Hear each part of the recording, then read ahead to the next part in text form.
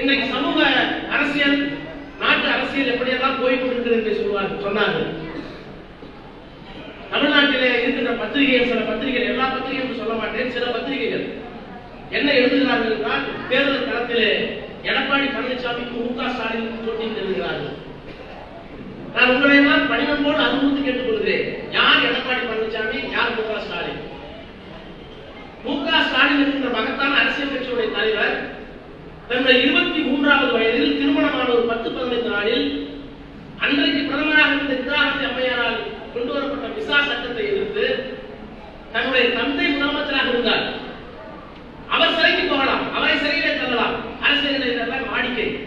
ஆனால் முதலமைச்சரினுடைய பிள்ளை என்ற ஒரே காரணத்துக்காக ஆட்சி கலைக்கப்பட்டு 23 வயதில் புது மாப்பிள்ளையாக சிறைக்கு போய் ஓராண்டு காலம் சிறையிலே இருந்து பொது வாழ்க்கையில தியாகத்தை அடிப்படையாக கொண்டு அரசியலுக்கு வந்த அந்த இளைஞர், அந்த இளைஞர் தான் திராவிட முன்னேற்ற கழகத்திலே கட்சியிலும் ஆட்சியிலும் 2 பரிமாணங்களிலே வளர்ந்திருக்கிறார்.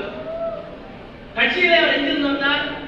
முதலில் மாவட்ட பிரதிநிதி, அதற்கு பிறகு பொதுக்குழு உறுப்பினர், அதற்கு பிறகு செயற்குழு உறுப்பினர், அதற்கு பிறகு இளைஞரணி செயலாளர், அதற்கு பிறகு பொருளாளர், துணை பொதுச் செயலாளர், அதற்கு பிறகு பொருளாளர், அதற்கு பிறகு செயல் தலைவர். கலைஞர் உடல்நிலை செல்லாமல் இருந்த போது கலைஞர் மறைந்ததற்கு பிறகு அவர் தலைவர். ஆக மாவட்ட பிரதிநிதியை தொடங்கி தன்னுடைய பொது வாழ்க்கையை சிறைப்பட்டு ஓராண்டு காலம் சிறையிலே இருந்து படிப்படியாக வளர்ந்து பரிணாம வளர்ச்சி பெற்று இன்றைக்கு தலைவராக இருக்கிறார். இது கட்சியில் வகித்த பங்கு பொது வாழ்க்கையில் கடந்த 40 ஆண்டு காலமாக. ஆட்சி பொறுப்பு நிர்வாகம் என்று எடுத்துக்கொண்டால் அவர் முதலாக சட்டப்பேரவை உறுப்பினர், 1000 தொகுதியுடைய சட்டமன்ற உறுப்பினராக அந்த மக்களுடைய நன்மதிப்பை பெற்றவர். பிறகு சென்னை மாநகரத்துடைய மேயர், பெரிய நகரத்துடைய மேயர், இங்கே குறிப்பிட்டு சொன்னாங்க, அவர் மேயராக இருந்தபோதுதான் 10 பாலங்கள் சென்னையில வந்து சேர்ந்தது. ஒரு 2 நாட்களுக்கு முன்னாலே ஆங்கில தொலைக்காட்சி ஒன்றை பார்த்திருக்கிறேன் போலவே, அதை நானும் அமைச்சர் பாண்டியராஜனும் கலந்து கொண்டோம். இந்தியாவுடைய பத்திரிகை தமிழ்நாட்டுடைய தேர்தல் களத்தை இடைபடுவதற்காக என்னையும் பாண்டியராஜனையும் அழைத்திருந்தார்கள். அந்த தொலைக்காட்சி விவாதத்திலே நானும் பாண்டியராஜனும் அமைச்சர் பாண்டியராஜனும் கலந்து கொண்ட போது பாண்டியராஜன் சொன்னார், திராவிட முன்னேற்ற கழக ஆட்சியில் எந்த வளர்ச்சி பணிகளும் இல்லை என்று சொன்னார். நான் சிரித்துக் கொண்டே அவரை கேட்டேன், இந்த நிகழ்ச்சி நடைபெறுகிறது தாஜ் ஹோட்டல், இந்த ஹோட்டலுக்கு நீங்கள் எப்படி வந்தீர்கள் என்று கேட்டேன். அவர் சொன்னார், நான் அமைச்சர் ஹோட்டல் சார் அமைச்சர் பங்களாவில் இருந்து வந்தேன் என்று சொன்னார். எத்தனை பாலத்தை தாண்டி வந்தீர்கள் கேட்டேன். 2-3 பாலத்தை தாண்டி வந்தேன் என்று சொன்னார். திராவிட முன்னேற்ற கழக ஆட்சியில் எதுவுமே நடக்கவில்லை என்று சொல்றீர்களே, உங்கள் வீட்டிலே இருந்து இந்த நிகழ்ச்சிக்கு வந்திருக்கிறீர்களே மாண்புமிகு அமைச்சர்களே, நீங்கள் கடந்து வந்த 3 பாலமும் முக ஸ்டாலினால் கட்டப்பட்ட பாலம். அவர் கட்ட பாலத்தை 3 பாலத்தை தாண்டி வந்து திமுக என்ன செய்யறாங்க? ஆக இப்படி உள்ளாட்சித்துறை அமைச்சராக மேயராக அவர் பணியாற்றினார். சட்டமன்ற உறுப்பினர், மேயர், பிறகு உள்ளாட்சித்துறை அமைச்சர், பிறகு துணை முதலமைச்சர், இப்போது முதலமைச்சராக ஆகியிருக்கிறார். ஆக கட்சியிலேயும் முறையான வளர்ச்சி, ஆட்சியிலேயும் முறையான வளர்ச்சி. வேறு விதமாக சொல்வதாக இருந்தால், முறையாக பொண்ணு பார்த்து, முறையா நிச்சயம் பண்ணி, முறையா கல்யாணம் பண்ணி, முறையா முதலில் நடத்தி, அப்புறம் 300 நாளுக்கு பிறகு பிறந்த நல்ல உறவில் வந்து சுகப்பிரசவம் தான் முக ஸ்டாலின்.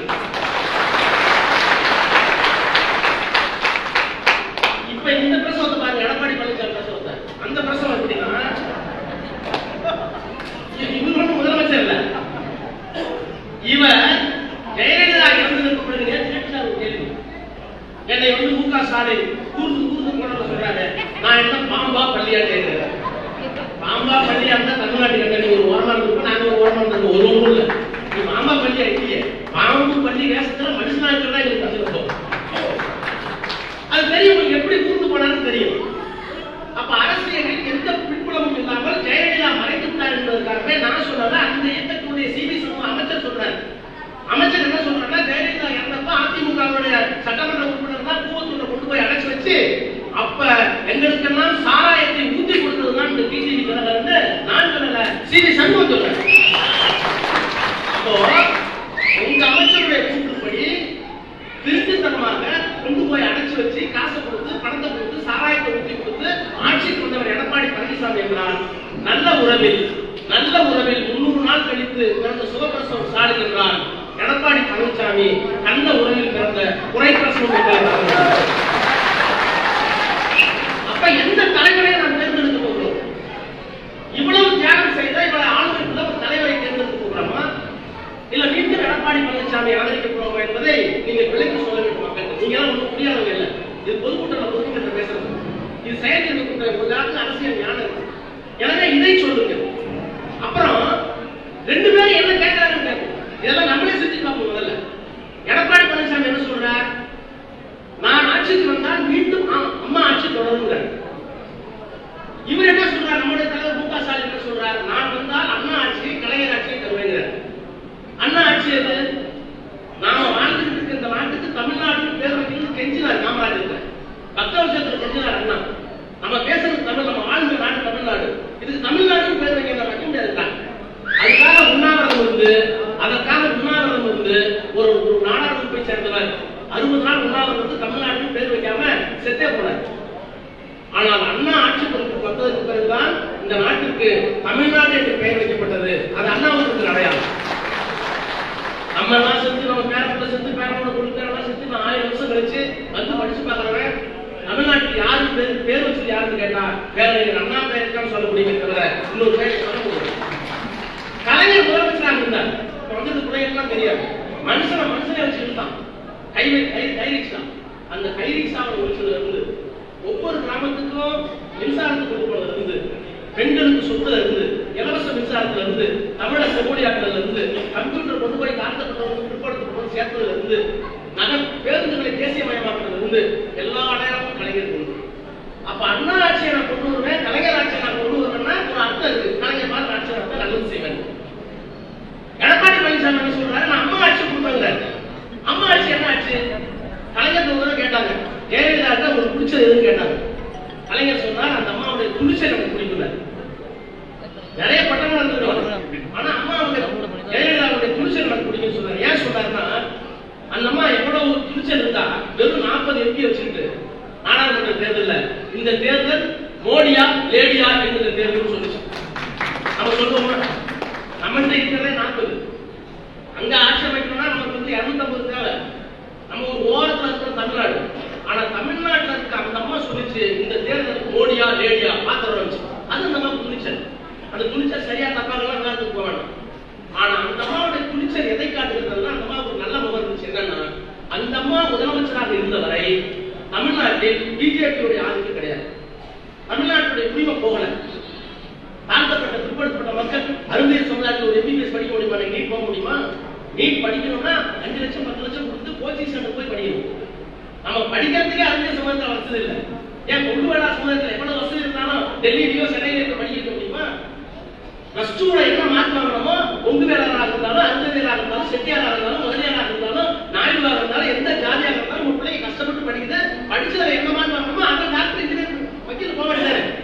நான் விவசாய குடும்பத்தில் பிறந்தேன். 8வது எங்களுக்கு ஒரு 4 ஏக்கர் நிலம் இருந்தது. அதை வச்சு அப்பா படிக்க வச்சாரு. 8 மணி வரைக்கும் மோட்டார் போட்டு தண்ணி கட்டிட்டு அவசரமா பைப்ல குளிச்சு வேகமா ஓடி அம்மா தாளிச்சு கொடுக்குற சாதத்தையும் கீழே எடுத்துட்டு போய் டப்பாவை எடுத்துட்டு போய் 3 கிலோமீட்டர் நடந்து படிச்சேன். வக்கீலான மட்டும் இல்ல, இந்தியாவில் நாடாளுமன்றத்தில் ஆங்கிலத்தில் பேசினார். ராஜா பேசி ஆங்கிலத்தில் எந்த முறையும்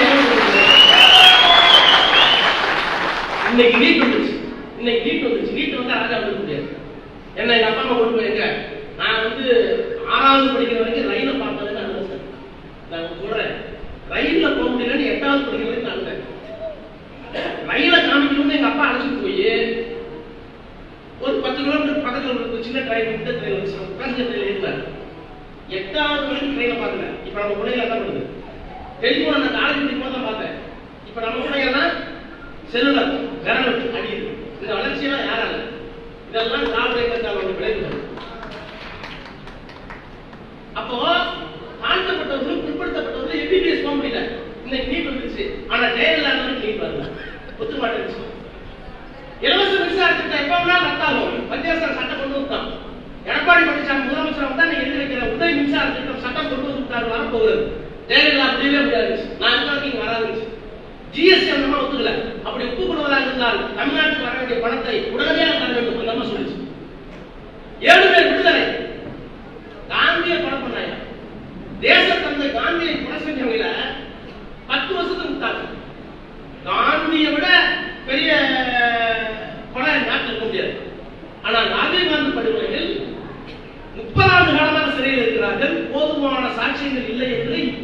போலீஸ்காரராக விசாரித்து அவரே நான் தப்பு பண்ணிட்டேன்னு சொல்றாரு. அவர்களை விடுதலை செய்ய வேண்டும் என்று சட்டமன்றத்தில் போய் தீர்மானம் போட்டால் 7 தமிழர்களை விடுவிப்பதற்கு எடப்பாடி பழனிசாமி ஒத்துக்கிறாரான்னு ஒத்துக்க மாட்டேங்கிறார். கவர்னர் இருக்கு, உங்க கவர்னர்.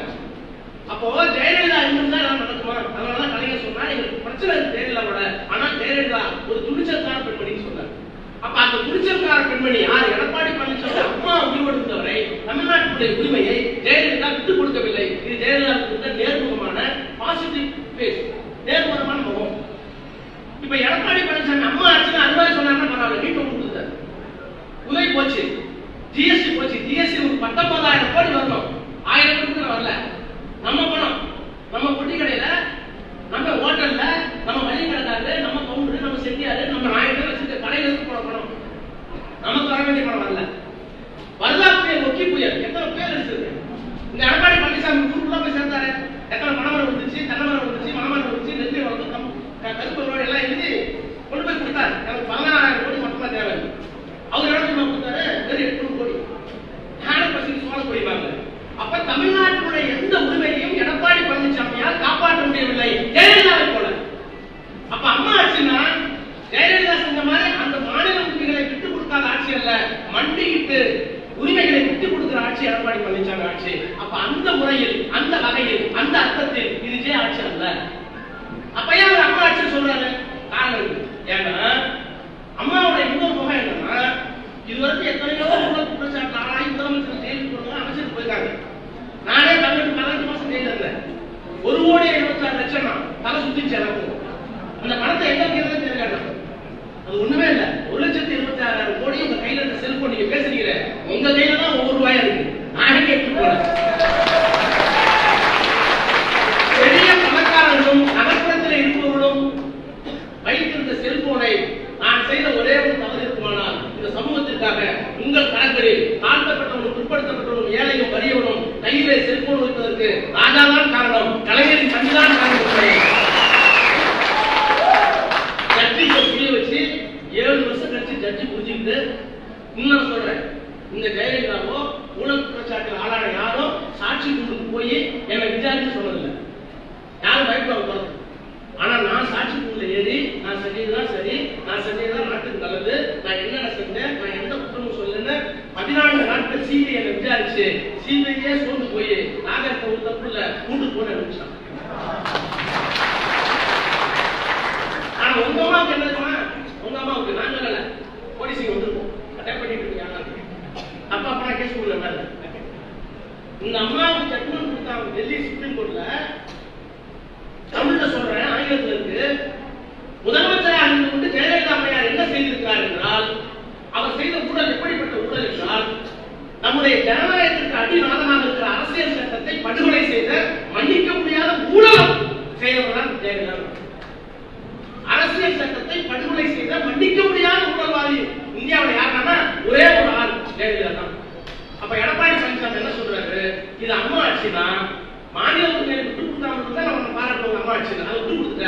இப்ப நீ திரும்பவும் அம்மா ஆட்சின்னு சொன்னால் அதுக்கு என்ன பொருள் என்றால், எங்க அம்மாவை போலவே நான் கொள்ளையடிப்பேன், எங்க அம்மாவை போலவே நான் லஞ்சமாகுவேன், எனவே ஓட்டு போடணும்னு சொன்னாங்க. இப்ப புரியுதா? எங்க தலைவர் சாமி எது போட்டு கேட்கிறார், நீங்க எது போட்டு கேட்கிறாரு, இப்படி போயிட்டு இருக்கு. இப்ப யாரும் உங்களுக்கு சொன்னாரு தண்டனை சொந்தக்காரங்க கொடுத்தாரு, அந்த புத்தகம் தெரியுமா? எடப்பாடி பழனிசாமி மேல நம்ம கேஸ் பண்ணோம். 3000 கோடி உலக வங்கி, வேர்ல்டு பேங்க், உலக வங்கி தமிழ்நாட்டில் ரோடு போடுறதுக்கு 3000 கோடி கொடுக்குறான். அந்த 3000 கோடி டெண்டரை, வெவ்வேறு டெண்டரை தன்னுடைய உறவினருக்கு கொடுக்குறான்னு கேஸ் போடுறோம். உலக வங்கி என்ன சொல்றதுன்னா, மற்ற உறவுகளுக்கோ சொந்தக்காரங்களுக்கோ நீங்க இந்த டெண்டரை கொடுக்க கூடாது அப்படின்னு ரூல் இருக்கு, விதி இருக்கு. அந்த விதியை மீறி தன்னுடைய உறவினர்களுக்கு எடப்பாடி பழனிசாமி டெண்டர் கொடுத்துருக்கார், ஊழல் நடந்திருக்கு, இதை விசாரிக்கணும் நம்ம கேஸ் போட்டோம். ஹைகோர்ட்ல ஆர்குமெண்ட் போச்சு. உயர்நீதிமன்றத்தில் 2 தரப்பு வாதங்களை கேட்டு உயர்நீதிமன்ற நீதிபதி, வெளியூர்ல இல்ல இந்த ஊர்ல இருக்க நீதிபதி முதலமைச்சருக்கு எதிராக ஆமா கோப்புகளை படித்து பார்த்தா, பேப்பரை படிச்சு பார்த்தா எடப்பாடி பழனிசாமி தப்பு செஞ்சதுக்கான எல்லா முதல்நிலை காரணங்களும் இருக்கு. எனவே எடப்பாடி பழனிசாமியை இந்த வழக்கை சிபிஐ விசாரிக்க வேண்டும் தீர்ப்பு சொன்னார். அது அப்பீல் போயிருக்காரு, இப்ப சேவை வாங்கியிருக்காரு, வேற விஷயம். ஆனா அந்த கேஸ் நடக்கும் போது எடப்பாடி பழனிசாமி கேஸ் நாங்க போட்டோம்ல, போட்டப்ப எடப்பாடி பழனிசாமி என்ன சொன்னாருன்னா, ஆமா நான் கான்ட்ராக்ட் கொடுத்தேன், கான்ட்ராக்ட் கொடுத்தது நான் தான், ஆனா அவர் எனக்கு சொந்தம் இல்லைங்க. அப்ப அவர் யார் யார் கேட்டோம், எனக்கு சொந்தம் இல்ல, என் பையன் ஒரு பொண்ணு கட்டியிருக்காங்க. அதான் நான் சொல்றேன், உங்க சம்பந்திக்கு நீ கான்ட்ராக்ட் கொடுத்தா இவர் கோர்ட்ல சொல்றாரு, நான் கான்ட்ராக்ட் கொடுத்தா என் பொண்ணுக்கு பையன் இருக்காங்க. பொண்ணுக்கு பையன் வந்து யார் என்ன வந்து கேட்டா சம்பந்தி உறவு இல்லாத அந்த கேஸ் பண்ணிக்கல. அப்புறம் 7 மணி மேல விஜயபாஸ்கர்ல ஊழல் பிரச்சாரம் போயிட்டே இருக்கு. இப்படி ஒரு ஊழல் ஆட்சி இங்கே இருக்கிறது. ஆனா இந்த 2 பேருக்கு கை, ஓபிஎஸ் கை, இபிஎஸ் கை பிடிச்சிட்டு அது மோடி சொல்றாரு திமுக ஊழல் கட்சி. எங்க திமுக ஊழல் பண்ணிச்சு? இதே எடப்பாடி பழனிசாமி சொன்னாரு சர்க்காரியா கமிஷன்ல, அவர் சொன்ன வாசல் அப்படியே சொல்றேன், இது விஞ்ஞானபூர்வமா ஊழல் செய்வது கருணாநிதி இருக்கிறது, 76 ஊழல் பண்ணாங்க.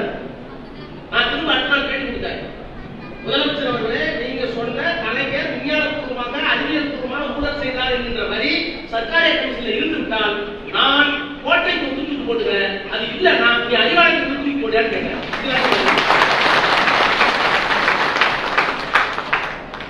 அப்படி ஒரு மோசமான ஆட்சி சொல்லலாம். நீங்க ஒண்ணு ரெண்டு நல்லது நடந்தது இருக்கு, இல்லைன்னு சொல்லல, ஒருத்தர் செஞ்சா நல்லதுன்னு சொல்லி கண்டுக்கலாம். எப்படின்னு பாருங்க, அவர் என்ன செஞ்சாரு, நான் விவசாயம் பண்ணி தள்ளுபடி செஞ்சுட்டேன், நான் வந்து பொங்கல் 2000 ரூபாய் பணம் கொடுத்தேன், அதெல்லாம் சொல்றேன். இதெல்லாம் எப்படி வரும் தெரியுமா? கிராமத்துக்கு சொல்லுங்க, நானே சாட்சி. கரோனா காலத்தில் பொங்கல் விழாவை கொண்டாடுவதற்கு ஏழைகள் திட்டாடுகிறார்கள், எனவே ஒரு குடும்பக்காரருக்கு 5000 ரூபாய் கொடுக்கணும் அப்படின்னு அறிவித்தார் எங்க தலைவர் மு.க. ஸ்டாலின். அப்ப நானே கேட்டேன், 5000 ரூபாய் ரொம்ப அதிகமா இருக்கா, 2 கோடி கார்டு இருக்கு, 5000 ரூபாய் கஜானா தாங்குவான்னு நான் கேட்டேன். அப்ப தலைவர் சொன்னாரு, இல்ல ராஜா, 5000 சொன்னாதான் எடப்பாடி பழனிசாமி 2000 ரூபாய் கொடுப்பாரு.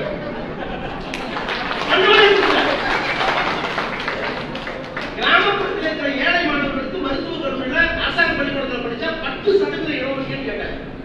நாங்கெல்லாம் சொன்னாங்க கூட இருக்கணும், பேசாம இருக்க, நான் 10 கேட்டதான் அந்த 7000 ரூபாய் கொடுத்தேன். விவசாய கடனை தள்ளுபடி செய்யணும்னு சொன்னோம். நான் அப்ப சொன்ன தலைவர்கிட்ட, நீங்க மத்த ஜெயிச்சிட்டீங்க, நீங்க சொன்ன உடனே நடந்துச்சு. இந்த விவசாய கடனை தள்ளுபடி பண்றதுக்கு எடப்பாடி பழனிசாமி ஒத்துக்க மாட்டாரு, முடியவே முடியாது. ஏங்க, கூட்டுறவு சங்க கடனை தள்ளுபடி செய்ய வேண்டும் என்று உயர்நீதிமன்றத்தில் ஒரு வழக்கு போட்டாங்க, பொதுநல வழக்கு ஒரு ஆள் போட்டார். அந்த வழக்கு போட்டப்ப எடப்பாடி பழனிசாமி அரசாங்கம் என்ன சொல்லுச்சுன்னா, இப்ப தமிழ்நாட்டில் வறட்சியோ அல்லது வெள்ளமோ இல்ல, நல்ல சாகுபடி கிடக்குது, அதனால விவசாயத்துக்கு ரத்து பண்ண வேண்டிய அவசியம் இல்ல, ரத்து பண்ற அளவுக்கு எங்க கஜா வளர்ப்பாங்க. எங்க சொன்னாரு? உயர்நீதிமன்றத்தில் சொன்னாரு. நான் சொன்னேன், முன்னாடி சொன்னதான் நடந்துச்சு நியாயம். இப்ப எடப்பாடி பழனிசாமியை கோர்ட்ல போய் முடியவே முடியாதுன்னு சொல்லிட்டாரு, நீங்க பாருங்க உங்க பாஷா படிக்காதுன்னு சொல்லி. அவர் என்ன சொன்னாரு, எனக்கு எடப்பாடி பழனிசாமி தெரிஞ்சு அவ்வளவுதான், நான் சட்டமன்றத்தில் பார்த்துருக்கேன், கோர்ட்ல என்ன சொன்னாங்கலாம் ஞாபகம் வச்சுட்டு நடக்கிற அளவுக்கு தான் புத்திசாலி இல்ல, நீ பாரு நான் சொன்ன நடக்குது. அதே மாதிரி சொன்னாரு அவரு, உடனே அடுத்த தள்ளுபடித்தார். அப்போ 1-2 எடப்பாடி பழனிசாமி நல்லது செய்திருந்தாலும் அது சொந்த புத்தியால் அல்ல, மு.க. ஸ்டாலின் தந்த புத்தியாக. ஆக மத்தியிலே மாநிலத்தை ஒரு ஆட்சி. இப்போ வெளிநாட்டில் அதாவது வடமாநிலத்திலிருந்து வர எச்சூரி போன்றவர்கள் கம்யூனிஸ்ட் இருக்காங்க. எச்சூரி கேரளாவுக்கு போயிட்டு இருக்கிறார். எங்களுக்கு இந்தியாவில் இருக்கிற இந்த மதவெறி பிடித்த ஆட்சியை மாற்றி அமைக்க வேண்டுமானால் எங்களுக்கு இருக்கிற ஒரே நம்பிக்கை ஊற்று, ஒரே ஒரு நம்பிக்கை கதிர், the hope of prayer, the hope of prayer Tamil Nadu Stalin. தமிழ்நாட்டு மக்களும் அதனுடைய தலைவராக இருக்கிற அன்பிற்குரிய சகோதரர் ஸ்டாலின் அவர்கள்தான் இந்தியாவுடைய மதச்சார்பற்ற தன்மையை காப்பாற்ற வேண்டும், எதிர்காலத்தில் மோடியை வீழ்த்த வேண்டும் என்று சொன்னார். அப்போ நாளைய நடத்த இருக்கின்ற மிகப்பெரிய மாறுதலுக்கு அடித்தளம் இந்த தேர்தல். எனவே இந்த தேர்தலில் மதவாதத்தையும் ஊழலையும் ஒழித்து கட்டுவதற்கு உதயசூரியன் சின்னத்தை வாக்களித்து